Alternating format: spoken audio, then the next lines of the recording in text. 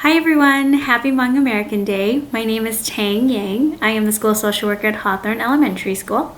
Today I'll be reading a book called A Map into the World by a Hmong author named Kauklea Yang.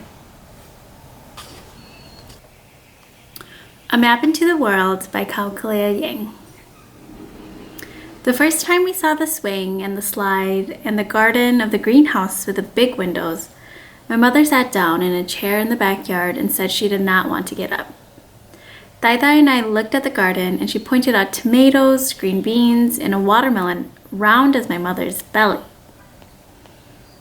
Taitai knelt down to touch the dirt. I asked my mother if I could try the swing. She said, "Yes, Bandao." The greenhouse became our house. I helped Taitai hang the special story cloth about how the Hmong got to America on the empty wall by the big window of the living room. We saw an old man and woman through the window. They waved. We waved back. Later, my mother and father brought me across the street. The old man's name was Bob, and the old woman's name was Ruth. Up close, I could see that they were even older than Taitai. Taitai and I were in the garden picking tomatoes and beans and checking on the watermelon when my parents brought my baby brothers home from the hospital. I ran to the gate. The boys were smaller than my baby dolls, but cuter than any doll with their fuzzy heads and red lips and round brown eyes. Some days, the babies cried very loud. I covered my ears with my hands and asked my father to take me outside. Bob and Ruth sat on their special bench. We waved back and forth. The leaves of the two ginkgo trees by Bob and Ruth's house turned yellow like apricots. One day, a brisk wind blew and the fan-shaped leaves came flying down. They covered the grass and the street and the dark mouth of the drain. Bob raked while Ruth sat and watched. I brought in a leaf for the babies to touch, but my mother said, "They're still too little, Bandao." The snow made the world quiet around us. We stopped seeing Bob and Ruth outside. The snowflakes fell on the driveway and glittered in the gray light. I made a ball of snow for my brothers, but it melted before they woke up from their nap. At night, I looked out our big window at Bob and Ruth's house to see their lights shining across the dark street. Sometimes I saw a shape of a person looking back at me. I waved, but the shadow person never waved back.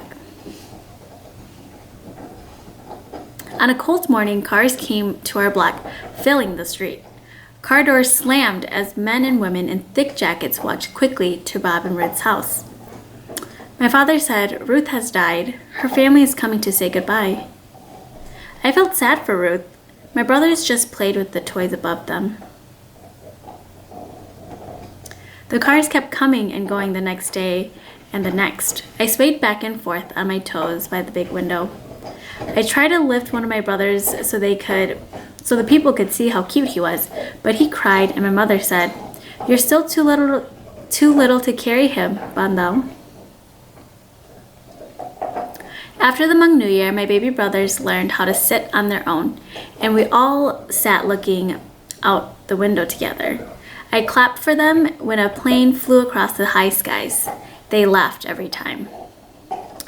The house across the street looked empty. The ginkgo trees reached for the sky with their thin fingers.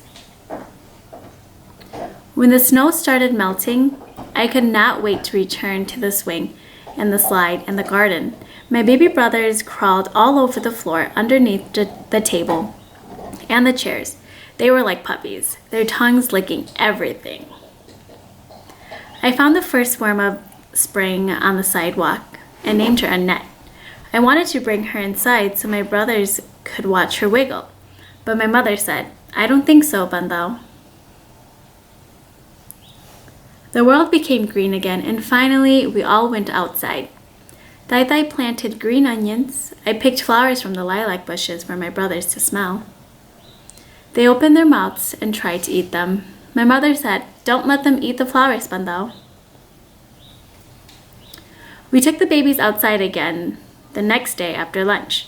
Bob's garage door opened, and we all watched as he pushed out his special bench. He sat down alone. I pulled on my mother's sleeve until she looked at me. I whispered an idea into her ear. My mother and I crossed the street and walked over to Bob. I let the sidewalk chalk bucket swing in my hands. I asked my mother to ask Bob if I could draw on his driveway. I said, if he doesn't like it, the rain will come and wash it away. Bob nodded and said, go ahead. My mother and Bob talked in low voices. I could hear Bob say, Ruth, she was with me for 60 years. I started my picture with a teardrop.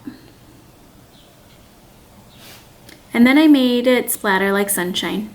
I drew lines leading away from the splattered sun in many directions.